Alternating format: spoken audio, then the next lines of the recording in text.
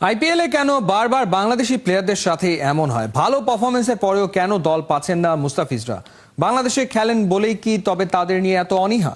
সাকিব মুস্তাফিজ কি আদৌ আর কোন সিজনে দল পাবেন আইপিএলে? টাইগারদের নিয়ে এই অবহেলার কথাই জানাচ্ছেন মোহাম্মদ আদনান। ঘড়ির কাঁটায় তখন সময় সন্ধ্যা 7:05। মল্লিকা সাগর ডাকলেন 181 নম্বর সিরিয়ালের প্লেয়ারকে, বলে উঠলেন মুস্তাফিজুর রহমান ফ্রম বাংলাদেশ। মিনিট খানেক ফ্রাঞ্চাইজিদের দৃষ্টি আকর্ষণ করতে চাইলেন, কিন্তু হায় একই কেউ তো আগ্রহ দেখালোই না, বরং ফিজের সাবেক দল চেন্নাইয়ের কোচ স্টেভেন ফ্লেমিংও নাসূচক মাথা নাড়ছিলেন বারবার। বিক্রি হলেন না টাইগার পেসারদের ব্র্যান্ড মুস্তাফিজুর রহমান, আর মল্লিকা সাগরের হাতুড়ির নিচে তো জায়গায় পেলেন না সাকিব আল হাসান।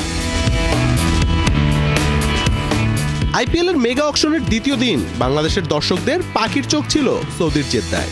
অকশন টেবিলে রিশাদ মুস্তাফিজদের নাম আনতে আগ্রহ দেখালেও দলে নিতে বিন্দু মাত্র আগ্রহী ছিল না কোনো ফ্র্যাঞ্চাইজি। আর সাকিবের কপালে তো অকশন টেবিলে আসাটাও জুটল না। তবে কি সাকিব মুস্তাফিজদের আইপিএল ক্যারিয়ার এখানেই শেষ? আইপিএল ফ্র্যাঞ্চাইজিগুলো দল সাজাতে বরাবরই দুটি জিনিস প্রাধান্য দিয়ে থাকে: এক, প্লেয়ারদের সাম্প্রতিক পারফরমেন্স; দুই, ভারতের বিপক্ষে পারফরমেন্স। সম্প্রতি সাকিব আল হাসান আবুধাবি টি10-এ বাংলা টাইগার্সের হয়ে খেলছেন। 2 ম্যাচে ভালো পারফরমেন্স করলেও গেল টি20 বিশ্বকাপটা সাকিবের জন্য হয়তো কাল হয়ে দাঁড়িয়েছে। 7 ম্যাচে ব্যাটিং করে মাত্র 106 স্ট্রাইক রেটে করেছিলেন 111 রান। তাছাড়া বল হাতে তার অ্যাভারেজ ছিল 47, উইকেট পেয়েছেন সবে মাত্র 3টি। এবারের আইপিএলে সাকিবের ভিত্তিমূল্য ছিল 2 কোটি রুপি। নিলামের দ্বিতীয় দিন এই পারফরমেন্সের জন্য এত টাকা খরচ করতে চায়নি কোনো ফ্র্যাঞ্চাইজি, তাই আর মল্লিকার কণ্ঠে শোনা যায়নি সাকিবের নাম। তবে কাটার মাস্টারকে নিয়ে কেন এত অবহেলা? এবারের অকশনে মুস্তাফিজের ভিত্তিমূল্য ছিল 2 কোটি রুপি।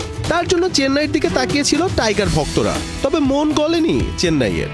গেল সিজনে দারুণ খেলা মুস্তাফিজকে নিতে কেন আগ্রহ দেখালেন না চেন্নাই? সম্প্রতি বেশ ভালোই ফর্মে আছে কাটার মাস্টার। এবছর টি20তে দেশের হয়ে 18 ইনিংসে 27 উইকেট নেওয়া মুস্তাফিজের ইকোনমি রেট ছিল 7.58।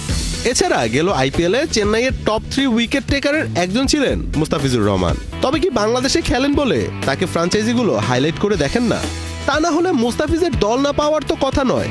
দ্বিতীয় দিন তো ভুবনেশ্বরের দামও প্রায় 11 কোটি উঠেছিল। বাংলাদেশের প্লেয়াররা বরাবরই আইপিএলে অবহেলিত। পারফরমেন্স করলে দল পায় না, দল পেলে একাদশের সুযোগ পায় না। টাইগারদের নিয়ে যেন মজায় মেতেছে ফ্র্যাঞ্চাইজিগুলো। সামাজিক যোগাযোগ মাধ্যমে নিজেদের প্রচার বাড়াতে পোস্ট করা হয় টাইগারদের নিয়ে। কিন্তু কেন বাংলাদেশি প্লেয়াররা এত অবহেলিত? নিজেদের প্রমাণ করেও কেন নাম উঠাতে পারছেন না দলগুলোর প্লেয়ার লিস্টে? তবে কি তারা বাংলাদেশের হয়ে খেলেন বলে এত অনীহা? সাকিব মুস্তাফিজের আইপিএল ক্যারিয়ার কি তাহলে এখানেই ফুল স্টপ? মোহাম্মদ আদনান, 71।